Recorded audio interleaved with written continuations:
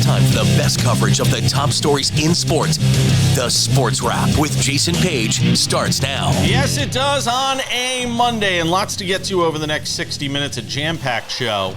College basketball, even a little NASCAR, women's NCAA basketball.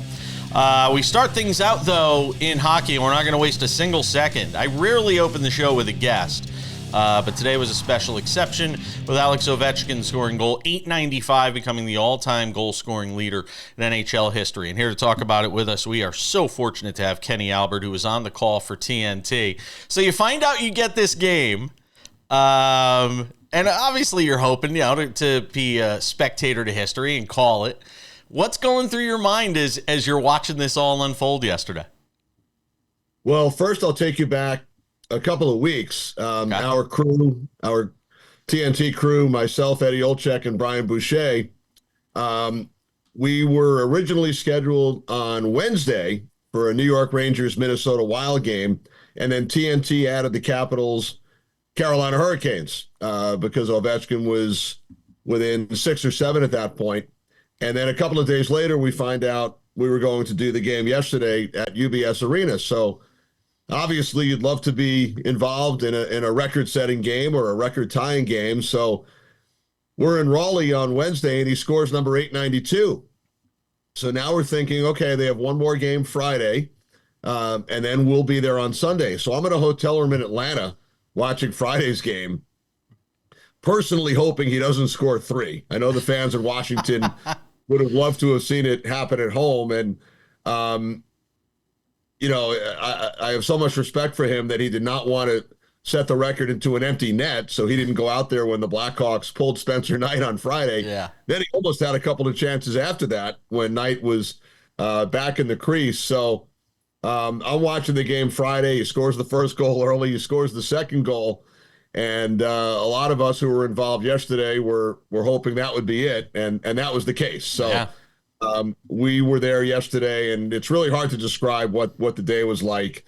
To have Wayne Gretzky in our booth before the game, who's one of our colleagues at TNT. Sure. He was on the pregame show with Liam McHugh and the gang, and then came back during the third period to spend some time with us. The commissioner was on hand. Just such excitement in the building. And in the first period, he had a deflection pretty early in the game. Ilya Sorokin made the save. And then after the first period, a couple of us were chatting amongst ourselves and said, well, if the Capitals can, get a power play, then look out. And sure enough, that was the case. He scores the power play goal. And, again, to be a part of history and to be on that call with my partners was something I'll never forget. For people who didn't see it, you've been sleeping in a cave. Here it is. What's going through Ovi's mind here, Eddie? He wondered why they turned the puck over in the offensive zone. He had to skate all the way back into his own zone there. But no, look, he's just trying to find a seam and know that, hey, I'm going to try to force it to him if he's open. Here is Ovechkin. Shoots! He scores! He scores! Number 895!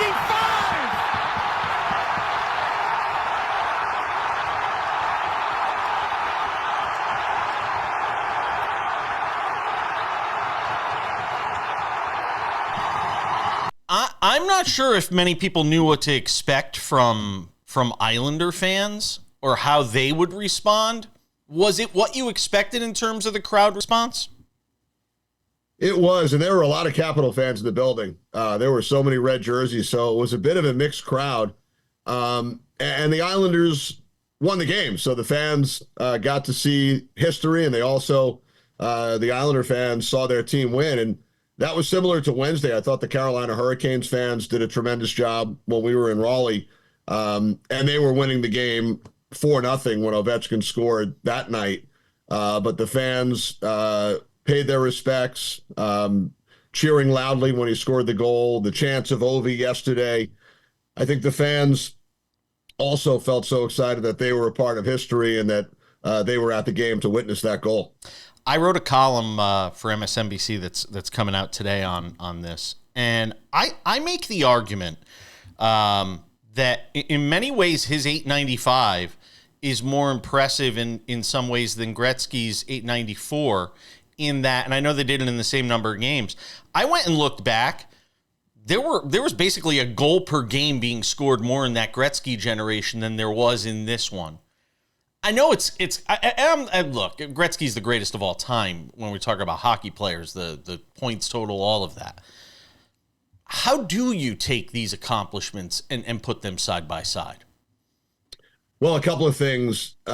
It's a bit of a misnomer that they did it in the same amount of games. I know a lot of people put that out there. Gretzky actually scored his .894 7 games earlier than Ovechkin did.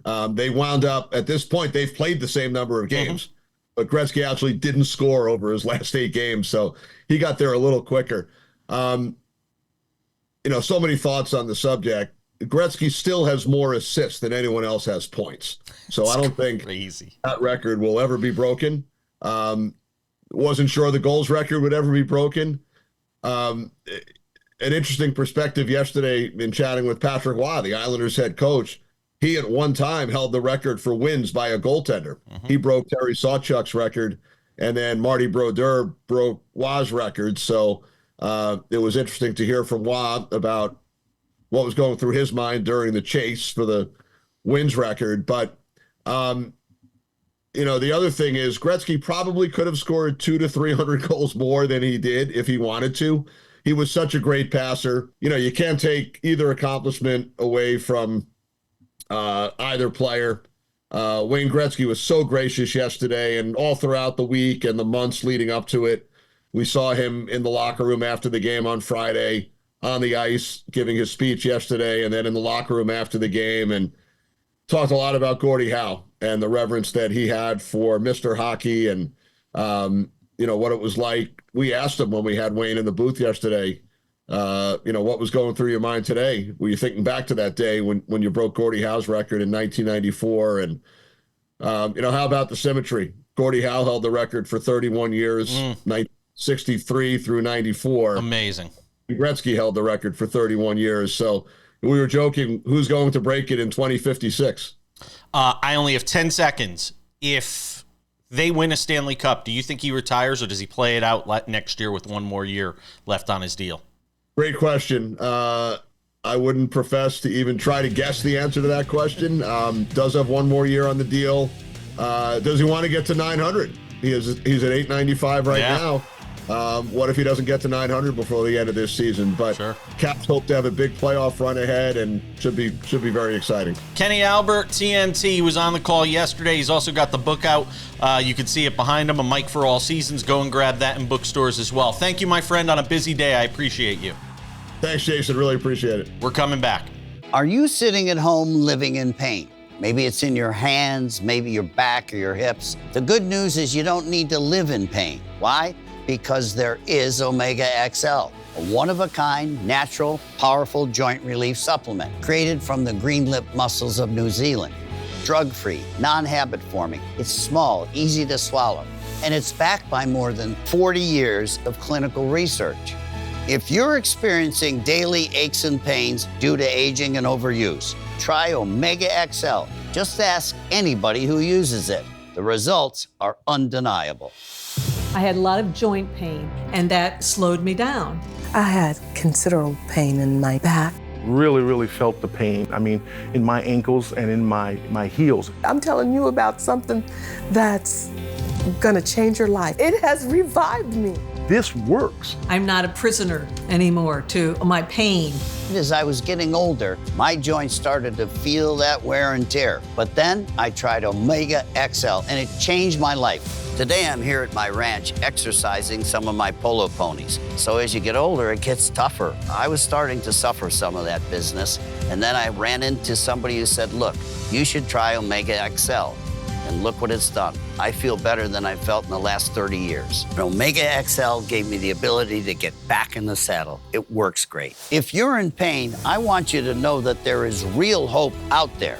I'm living proof. See the difference it can make in your life, just like it did in mine. Buy one bottle of Omega XL and get one free. Plus, you'll also receive a bottle of Vitamin XL D3 absolutely free. Buy one, get two free. 2 bottles of Omega XL plus Vitamin XL D3, a value of more than $85. Call today and you pay only $39.95. Plus, it's backed by our 60-day money-back guarantee. Act now. Attention families with a loved one in a nursing home. If your loved one has suffered from bed sores, falls, broken bones, dehydration, or even death, you may be entitled to a substantial settlement. If you have a loved one who is injured in a nursing home, we will find out what happened. State violations are found against nursing homes every day. You have a limited time to file your claim, so don't wait. Call 800-398-5999 and speak with one of our attorneys. The call is confidential and free.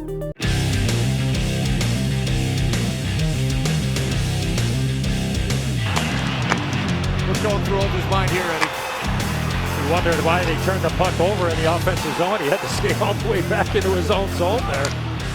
But no, look, he's just trying to find a seam and know that, hey, you're going to try to force it to him if he's open. Here's Ovechkin, shoots, he scores! He scores! Number 895!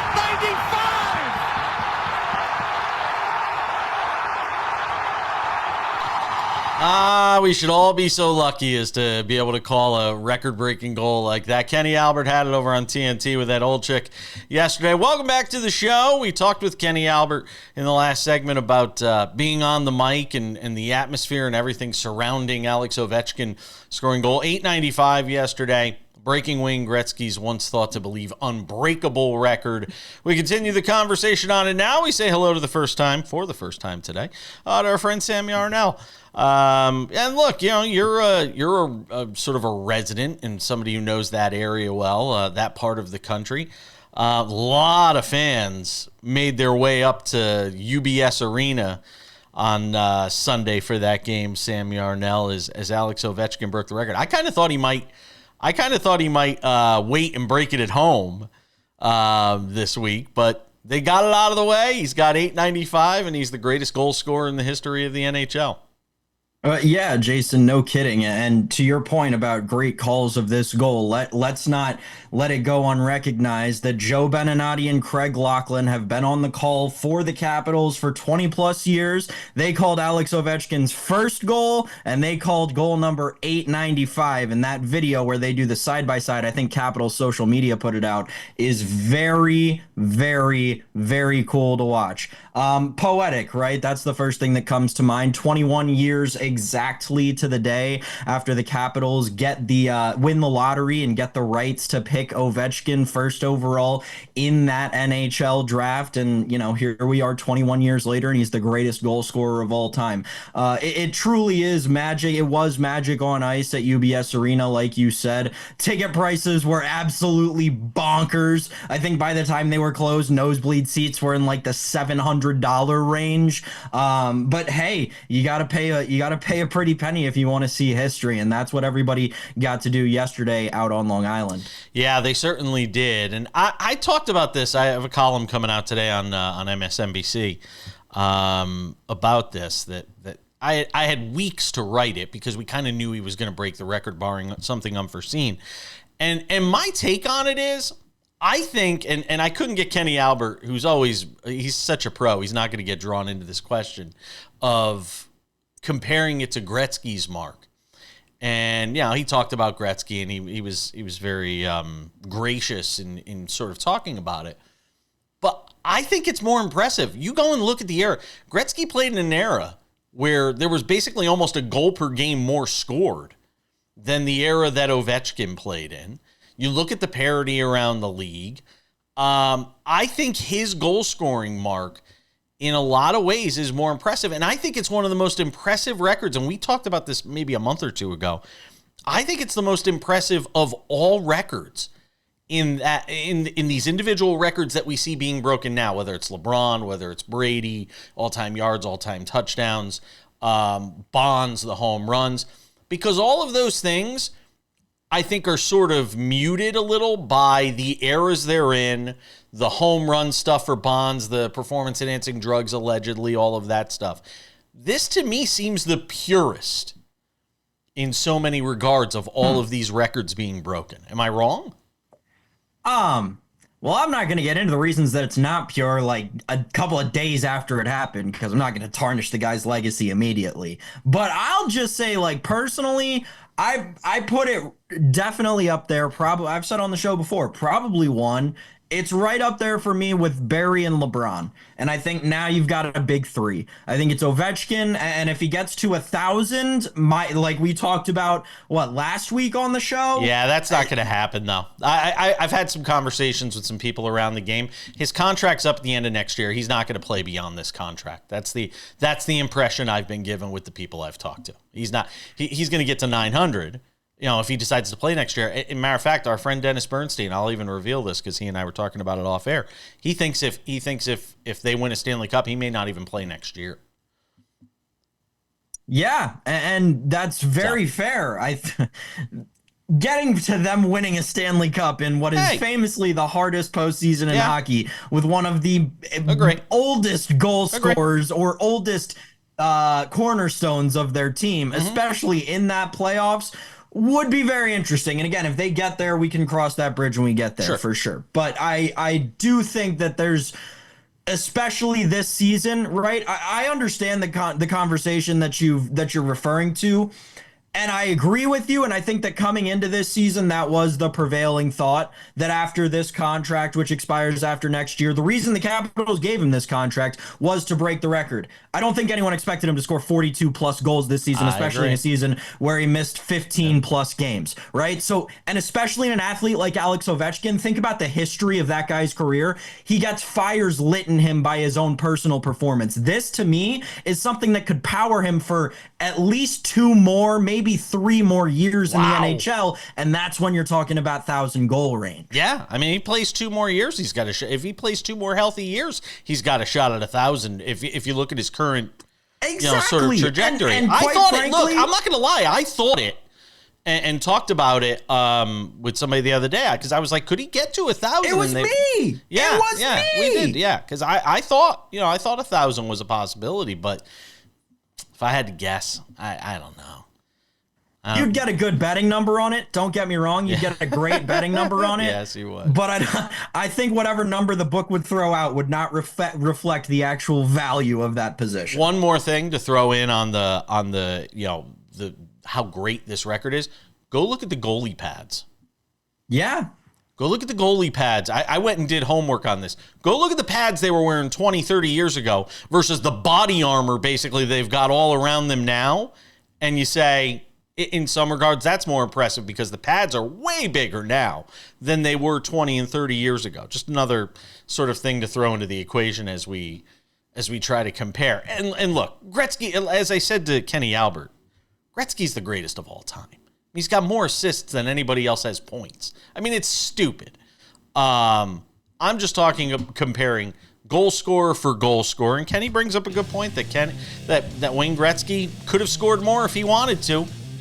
But he was playing with some of the greatest players, of his generation as well. Playing with Messier and those guys. I mean, something to be said for it. It's always a fun debate. It's why we do this for a living is to have those debates.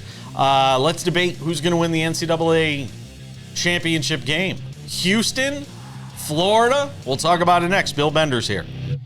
Do you use Viagra or Cialis? Have you been thinking about trying Viagra or Cialis? What if we can promise you the same results for less than $3 a pill? If you're paying $20 or more a pill for Viagra, you're getting taken to the cleaners. Our pill delivers the exact same results for less than $3. We'll do the math for you. You'll save more than $16 a pill for the same results. Want more? We'll give you 40 blue pills or 40 yellow pills for $99 and add 4 more pills free. You save more than $500. Stop overpaying for expensive prescriptions. You don't have to be a rocket scientist to know what to do next. You need to call now and get your 44 pills for just $99. Stop overpaying for Viagra. Call us anytime, day or night, and start saving big money for the exact same results. Have your credit card ready. Ordering is fast and easy, with your pills delivered to your door in a non-marked package. Call now. Attention families with a loved one in a nursing home. If your loved one has suffered from bed sores, falls, broken bones, dehydration, or even death, you may be entitled to a substantial settlement. If you have a loved one who is injured in a nursing home, we will find out what happened. State violations are found against nursing homes every day. You have a limited time to file your claim, so don't wait. Call 800-398-5999. and speak with one of our attorneys. The call is confidential and free.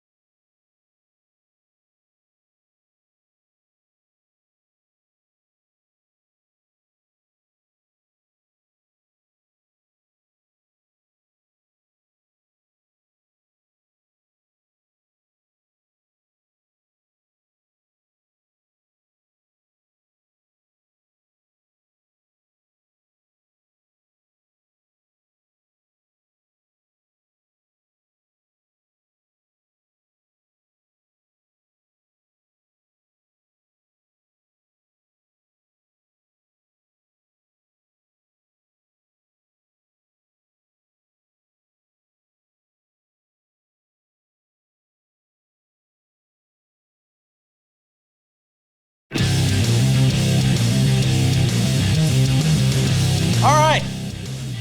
We'll talk some women's college basketball in 10 minutes. Joe Zone from the CBS affiliate in Hartford, Connecticut.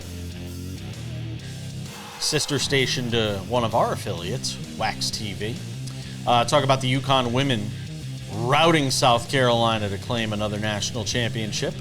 First since 2016, but we talk about the men's game and the NCAA championship game being battled on Monday night between Florida and Houston. We say hello to our friend Bill Bender's here, ladies and gentlemen. We normally talk college football with him, but he is a man of all seasons, a jack of all trades, who loves to talk about college basketball as well and writes about it with the Sporting News.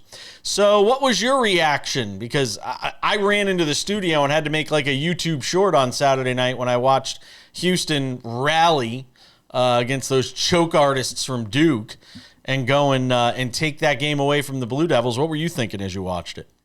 So when you explain our job and our field to others, I can do it this way. I had a complete game preview, prediction, lines, everything ready for Duke, Florida. Like, it was great. I was like, this is actually pretty good analysis. This is how I think this game might go.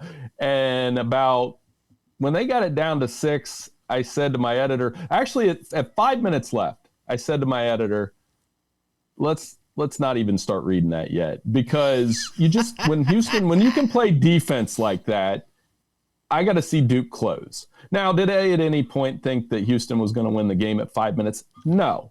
But the sequence in the last 30 seconds, Jason, I don't know how to explain that. I mean, what part was the worst?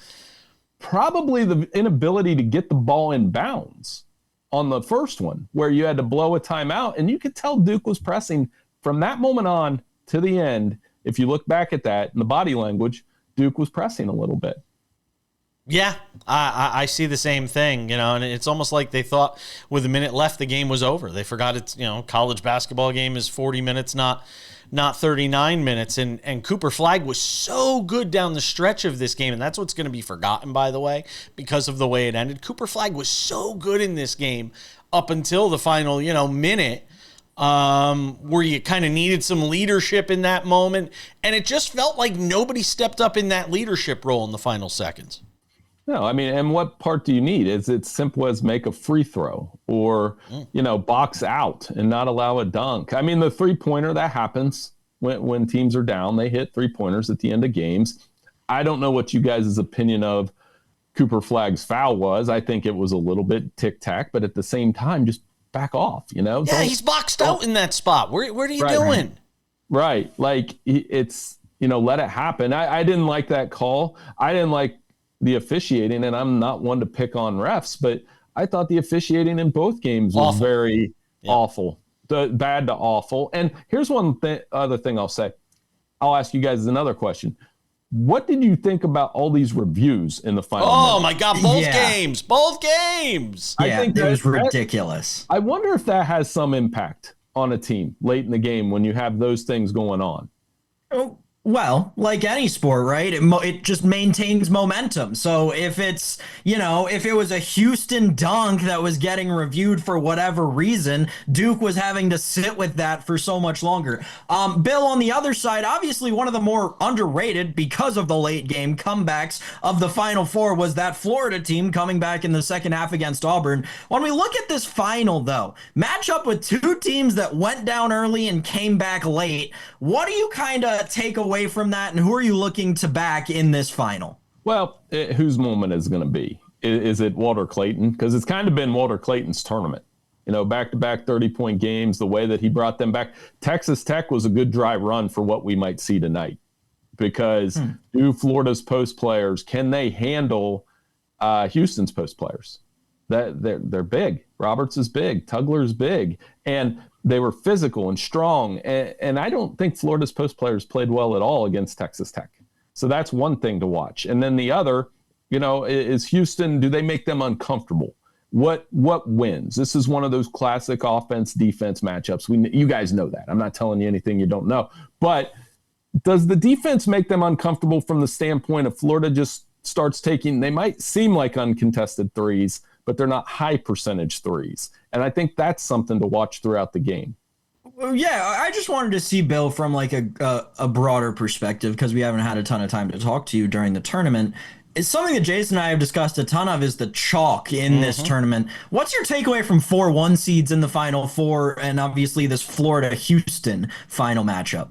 Well, I wish I would have talked to you 2 weeks ago. Then we could have collectively sold John Calipari as a sleeper, which is what we had to do when they were a number 10 seed in the Sweet 16. And I don't mind all number ones, but I don't want it every year. I remember in 2008, we had all number ones, and I'm trying to think. North Carolina got blown out by Kansas in that Final Four. And then Memphis beat UCLA. And the national championship game was amazing. Memphis, Kansas, missed free throws at the end. Mario Chalmers, we know the rest. I like those kind of Final Fours every once in a while. Do I want them every year? No, you need a little spice in the tournament. You need McNeese to win another game.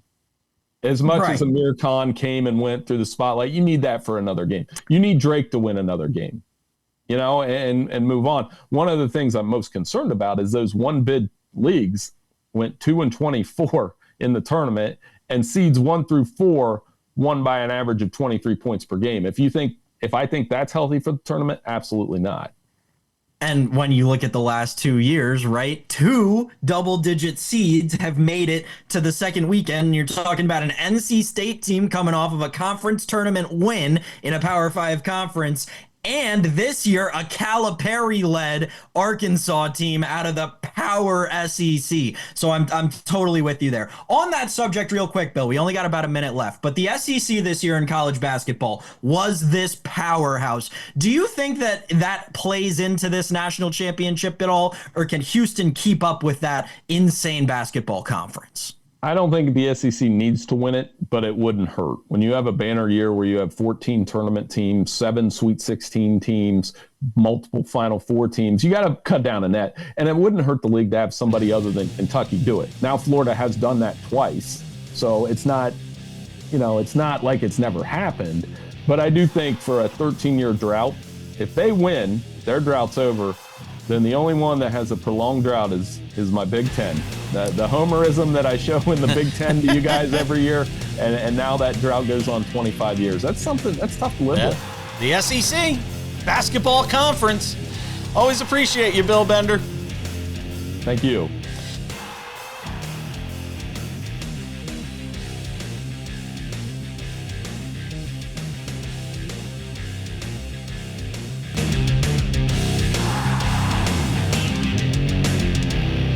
Are you sitting at home living in pain? Maybe it's in your hands, maybe your back or your hips. The good news is you don't need to live in pain. Why? Because there is Omega XL, a one-of-a-kind, natural, powerful joint relief supplement created from the green lip mussels of New Zealand. Drug-free, non-habit forming. It's small, easy to swallow. and it's backed by more than 40 years of clinical research. If you're experiencing daily aches and pains due to aging and overuse, try Omega XL. Just ask anybody who uses it. The results are undeniable. I had a lot of joint pain, and that slowed me down. I had considerable pain in my back. Really felt the pain. I mean, in my ankles and in my heels. I'm telling you about something that's gonna change your life. It has revived me. This works. I'm not a prisoner anymore to my pain. As I was getting older, my joints started to feel that wear and tear. But then I tried Omega XL, and it changed my life. Today I'm here at my ranch exercising some of my polo ponies. So as you get older, it gets tougher. I was starting to suffer some of that business, and then I ran into somebody who said, look, you should try Omega XL. And look what it's done. I feel better than I felt in the last 30 years. And Omega XL gave me the ability to get back in the saddle. It works great. If you're in pain, I want you to know that there is real hope out there. I'm living proof. See the difference it can make in your life, just like it did in mine. Buy one bottle of Omega XL and get one free. Plus, you'll also receive a bottle of Vitamin XL D3 absolutely free. Buy one, get two free. 2 bottles of Omega XL plus Vitamin XL D3, a value of more than $85. Call today and you pay only $39.95. Plus, it's backed by our 60-day money-back guarantee. Act now.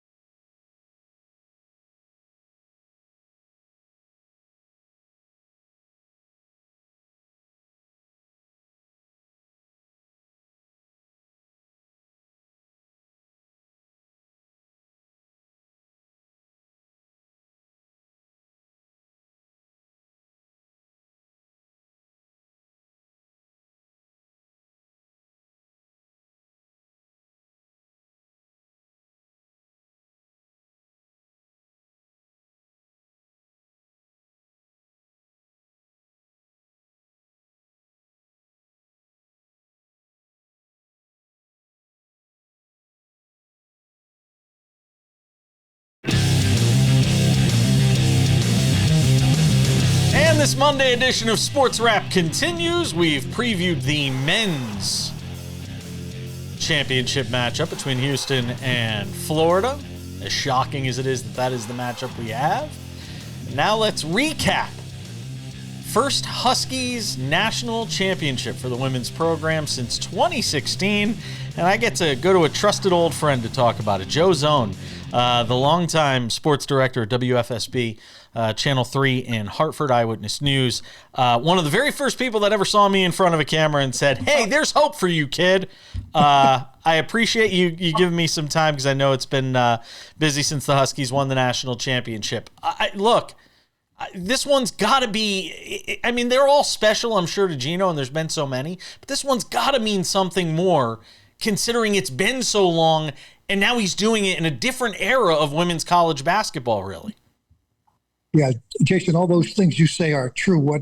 What he has said now is, and we got finished with him, it's amazing how long he goes in his postgame. He does the podium, then he walks down the hallway, does random people, and then the very last thing he does the local media who's been with him for so many years, who've covered him from back in the day when nobody was covering women's college basketball. But as he said, there's no difference between the fifth and the sixth and the ninth and 10th. But what made this one special for him, because he thought Paige Beckers needed to have one, as great as her career was there. And he was really happy that she got it. Not so much he gets it, but that the seniors get it. And she's one of the ones that he was really rooting for to get that. And talk about that, because now she puts herself, sort of in this pantheon of great UConn players, whether it's Rebecca Lobo, Maya Moore, Diana Taurasi, Sue Bird. I mean, that is a very special group that she finds herself in. Well, there's a lot of talk about that covering the team this year. Did she need to win one to put herself on the Mount Rushmore of UConn women's basketball? And clearly regarded as one of the all-time greats, this is the one, I think, and others think, that puts her on the Mount Rushmore of UConn women's basketball. This is the one that really seals the deal for her. Great career no matter what, but this is the one that makes it, okay, she got that one with all the problems that she had, the injury. Last year I think they had a game postponed because they didn't have enough players to suit up. I mean, that's what it's been. If it wasn't last year, it was 2 years ago. But definitely, it's been a long, hard ride for them, and this is special for her. And I think that's the thing Geno appreciated the most. Yeah, and you could see the emotion sort of pour out of her. We were just looking at it as you were talking about it. The emotion sort of pouring out of her, and it does bookend this amazing career for her there at UConn. Go back to Geno for a second, though. Yep. Look, a lot of people were questioning, could he ever win the big one again in this era of women's college basketball, which isn't 3 or 4 teams, it's 10 or 11 teams now. And that may not sound like a lot to a lot of people, but you and I remember the days where it was UConn and a couple other teams, and that was the only chance you had of beating UConn. This one kind of hits different for Geno. Did you get the sense that he understood the significance of that, or is it not set in yet? No, I think so. As he pointed out, as he talked to the local media tonight after the game, UConn gets a lot of the credit for the fact that there are more teams now who are competing and have a chance to win a national championship. UConn lifted everybody else up. People, they were not very well liked as they kept winning and winning and winning championships. No. But so what they ended up doing was, okay, if we can't beat them, let's join them. Let's get better. So women's college basketball got better. They got better coaches. They recruited better. They invested more money. All of that comes after Geno and the UConn program became such a dominant factor. And I think, and the other thing he talked about tonight, as the rest of women's college basketball is getting better, he's got a 3-4 year slump there at UConn where he doesn't have a full team. He starts with a full team, but injuries hurt him a lot. AZ Fudd missed a season. Paige missed a season. This year was the first time in like 5 years where he had 3 players. And if you look at his championships, he always had 3 players on that team who could be the star on any given night like he has now. What stood out to you in terms of this sort of end-to-end domination in this game? Because there are times where this Huskies team in this tournament, or at least certainly against USC, where while they were up, you were like, man, my God, they should be blowing the doors off this team without Juju Watkins. It felt like this was as complete a performance as they had in this tournament. Yeah, the thing that stands out to me, I've talked about it in stories I've done, is how at different times in different games, different players go on spurts. In one game, it's Strong who gets the first 10. Then she cools off. Chen gets the next 7 in the second quarter. AZ goes off and gets 12 in the fourth quarter. Meanwhile, Paige is doing her thing. So whenever it seemed you needed somebody to make sure they kept this thing going, kept them in the game, needed a big basket, it could have been somebody different, and you never knew who it was, but you just always had a feeling somebody would step up. And I'm not even talking yet about the guys coming off the bench who, by the way, were starters on last year's team. Now they're players 6 and 7. Before I let you go, I got 30 seconds. Any chance Geno retires off of this? No. Nope, I don't think so, because as he said yesterday, every day he says he's going to quit, and then something happens in a practice or in a game or somewhere where he says, I got to keep doing this. And he says there's so many people who rely on him to keep doing this, to making this happen. He said it's harder to do now at 71, and boy, can I identify with that. It's harder to do, but he's not ready to walk away. Take my word for it, he's back. That's surprising to me, because I thought there was a chance if he got this one, given everything it took to get it, that he would hang it up. That surprises me. Joe Zone, I always appreciate you, my friend. Does a great job. Channel 3 in Hartford. Keep up the good work, my friend. Always good to talk to you. Back at you. Same thing. Thank you. We're coming back. Do you use Viagra or Cialis? Have you been thinking about trying Viagra or Cialis? What if we can promise you the same results for less than $3 a pill? If you're paying $20 or more a pill for Viagra, you're getting taken to the cleaners. Our pill delivers the exact same results for less than $3. We'll do the math for you. You'll save more than $16 a pill for the same results. Want more? We'll give you 40 blue pills or 40 yellow pills for $99 and add 4 more pills free. You save more than $500. Stop overpaying for expensive prescriptions. You don't have to be a rocket scientist to know what to do next. You need to call now and get your 44 pills for just $99. Stop overpaying for Viagra. Call us anytime, day or night, and start saving big money for the exact same results. Have your credit card ready. Ordering is fast and easy, with your pills delivered to your door in a non-marked package. Call now.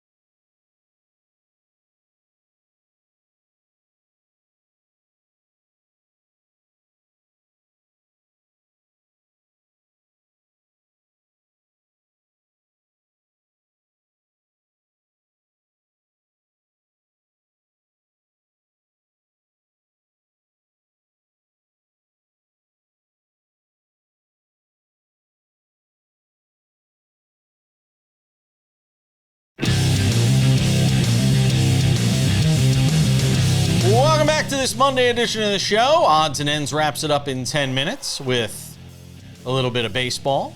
Big contract news there. And some news from the world of golf. It's Masters week, and while we certainly can't just grab a name out of the hat and tell you who's going to win the Masters, although we'll try to, we can tell you who's not going to win the Masters. That's coming up in a few minutes. We do our Monday wraparound NASCAR segment, Fridays and Mondays. Friday, we preview the races. Monday, we recap the races. And to help us do that today, look at this guy. It's Brian Twining, who I recently met while out at the NASCAR race, the Cup Series race in Las Vegas out here. Recently met him, and he's hanging out with us on this Monday edition of the show to recap a wild finish in Darlington as part of Throwback Weekend for NASCAR. And Denny Hamlin, back-to-back winner. He wins in Martinsville last week. He wins in overtime this week out at Darlington. And Brian, if you're somebody that's holding a Ryan Blaney or a Tyler Reddick ticket, you're probably scratching your head right now in a little bit of shock at the fact that you're not cashing a winner. Yeah, considering I had hefty live tickets on both of those guys, I am still trying to recover from the end of that race there.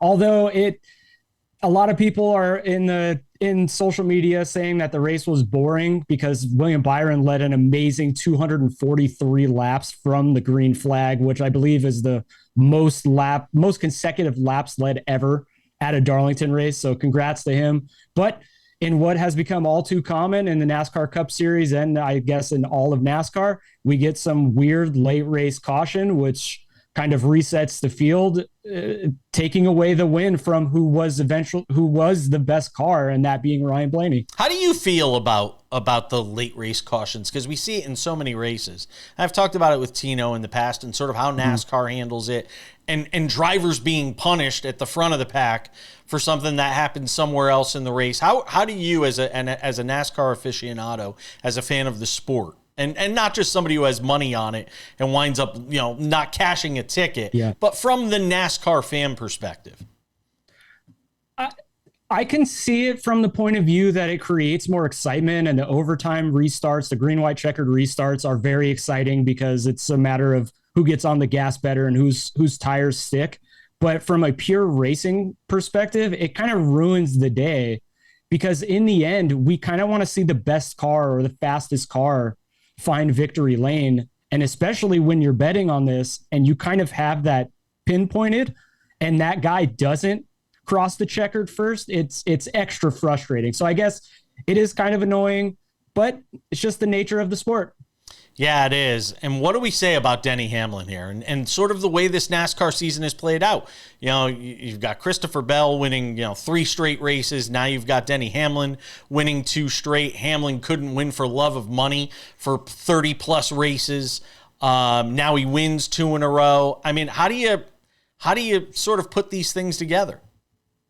Yeah, I mean, maybe it's a reversal of luck for Denny. I mean, the last couple of years with him trying to still search out that long-awaited championship, nothing has seemed to fall his way. And then this week, he winds up being in the catbird seat, being the luckiest one of the group, with Kyle Larson getting spun by Bubba Wallace there, bringing the yellow out. And his pit crew, who has been a topic of conversation with the way that they have been using the jack and being able to make their pit stops so fast, getting the job done once again, and him running away and finding the victory. And then we head this week to a track where Denny Hamlin is amongst the best there too. So we're going to be talking about him potentially joining team Christopher Bell and winning 3 straight races. And Denny Hamlin, actually, after the race, they were like, "Hey, anybody want to thank?" He was like, "Yeah, Kyle Larson." and how funny is it that we get Bubba Wallace and Kyle Larson tangling up again? Yeah, it's kind of ironic that the same guys continue to find each other and always create polarizing topics in the sport. It's good for the sport to be part of the news cycle, but at the end of the day, at the racing product, it doesn't really help it, in my opinion. No, it doesn't. But for storylines and look, we're in the story business. I mean, I think we're okay with that. And in the case of Bubba, really, it feels like, other than Phoenix, I think, where he blew out a tire, he had a brake go or something like that. It's really the first race in which he hasn't been, it feels like, top 10 or top 15.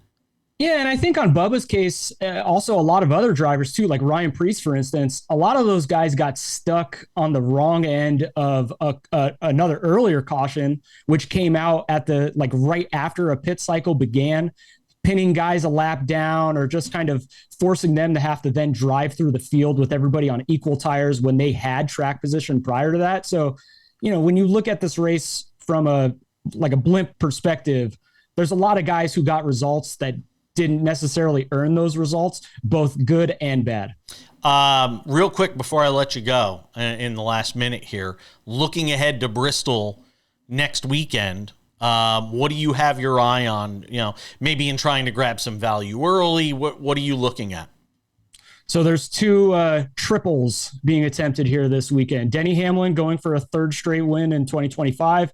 And Kyle Larson is once again running all 3 series, looking to go for the triple weekend here at Bristol, a track that he absolutely crushed the field last fall. Wow. You think Larson can do it? If anybody in the series can, it's definitely him. But again, we saw it happen this weekend. We saw it happen in Miami. Nothing is guaranteed in NASCAR. No, it's true. I'm still holding out for Bubba. Still holding out for Bubba. I'm waiting for Bubba to get a win. We had him on the show. He talked about how difficult it is to sort of get a win and putting himself in position. We're still rooting for Bubba here to get a win, driving in that Michael Jordan owned car. When you run as consistently well as he has with the speed he has, it's coming. Yeah, that's what it feels like. That's what I keep saying. Brian Twining joining us for the first time. Check him out over on Bleacher Nation. Brian, appreciate it. Thank you, sir. Thank you very much. We're coming back with more Sports Wrap on this Monday. Odds and Ends wraps it up next.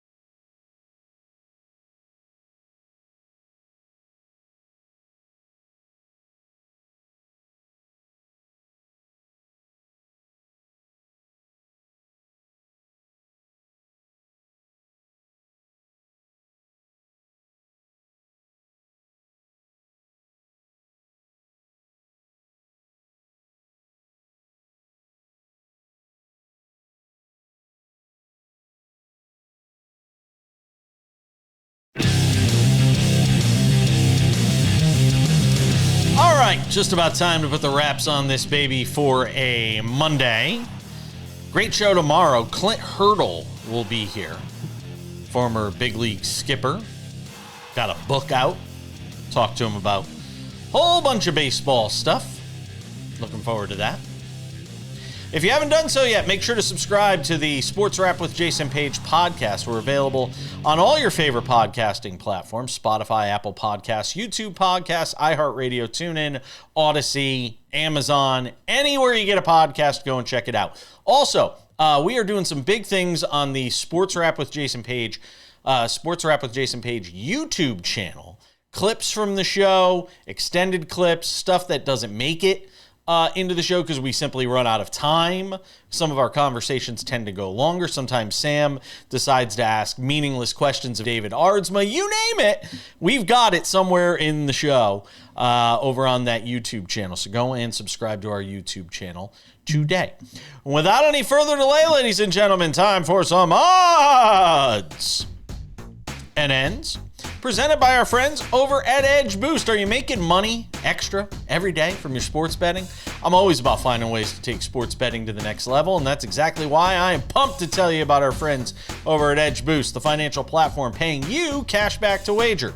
Edge Boost is an online bank account that pays you for every deposit. With the Edge Boost Visa debit card, you're getting up to 0.5% cash back on all your sportsbook, daily fantasy site, and casino transactions. Free money back in your pocket just for doing what you're doing already. It is a no-brainer. Plus, your Edge Boost debit card starts with a $250,000 daily limit, and it'll never be declined for gambling activity. They've got built-in tools to help you stay responsible, and there's absolutely no hidden fees or minimum required balances. Stop leaving money on the table. Visit edgeboost.bet to learn more and sign up today, or just scan the QR code right there and use my promo code WRAP, W-R-A-P, for a free account upgrade with our friends over at Edge Boost. All right, Sam Yarnell, here we go. Odds and ends, the end of the stalemate between the Toronto Blue Jays and their star, Vladimir Guerrero Jr. He will be a Toronto Blue Jay for life, 14 years and $500 million. They get the deal done. Yeah, I got a couple of thoughts. What's wrong? Why First of all, it's so a day dour? late and $1 short for the Toronto Blue Jays. Here's why.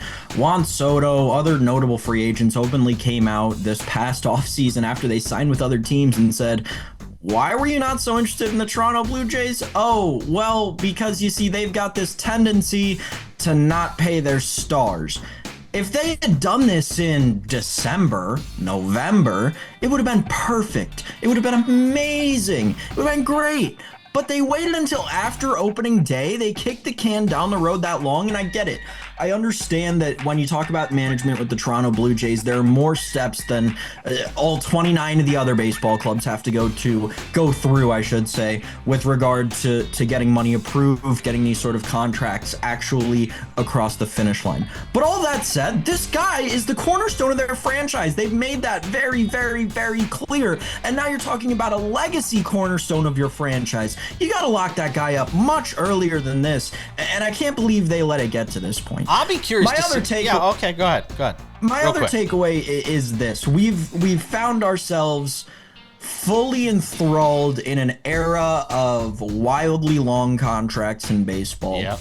The first of which that's going to come up is going to be Bryce Harper's, and I believe they're paying him through 2031. I want to say it was 13 years in 2018. I wouldn't be surprised if in the next 2-3 years, the Phillies are looking to trade Bryce Harper. Because quite frankly, look at his production over the last couple of years. It's not increasing anymore. The guy is plateaued, if at best. So the nature of these long contracts has become very interesting to me, and obviously the Ohtani and Soto ones stick out like a sore thumb, because I think we're going to start seeing these teams move off of them closer to the end of the deal. Well, we thought that might happen with Mike Trout. Doesn't appear that's happening anytime that's the soon. No, I get it. I'm just saying. There's also Bo Bichette, which has to be taken into consideration, and what the Blue Jays do with that. Odds and ends, the end of a drought for Brian Harman, who wins the Valero Texas Open yesterday. First time he's won since 2023. And look, we can sit here all day and get into the odds to win the Masters, and we'll obviously talk in great deal about the Masters as we go through this week. And while we don't know who's going to win the Masters this week, we can guarantee who's not going to win the Masters this week, and that's the guy who won this week, Brian Harman, because the guy who wins the week before the Masters has never won the Masters. So congratulations, Brian Harman, for taking yourself out of contention to win at Augusta. Yeah, it's the best week of the year in golf, right? It feels really like is. spring is finally here, and springtime in Augusta. There's really nothing better. I can't wait to get everything going down there and do our little Masters preview over the next couple of days. We will definitely talk plenty about that. Scotty Scheffler, by the way, is your favorite at plus 450. Rory McIlroy at plus 650. Then it's John Rahm at 14-1. Wow, Ludwig Oberg is the fourth best odds, along with Colin Morikawa. He's been playing incredibly good golf recently. It just Jason. surprises me to see that name so close to the top for winning the Masters. But okay, I guess it is. It's going to do it for us. We're out of time.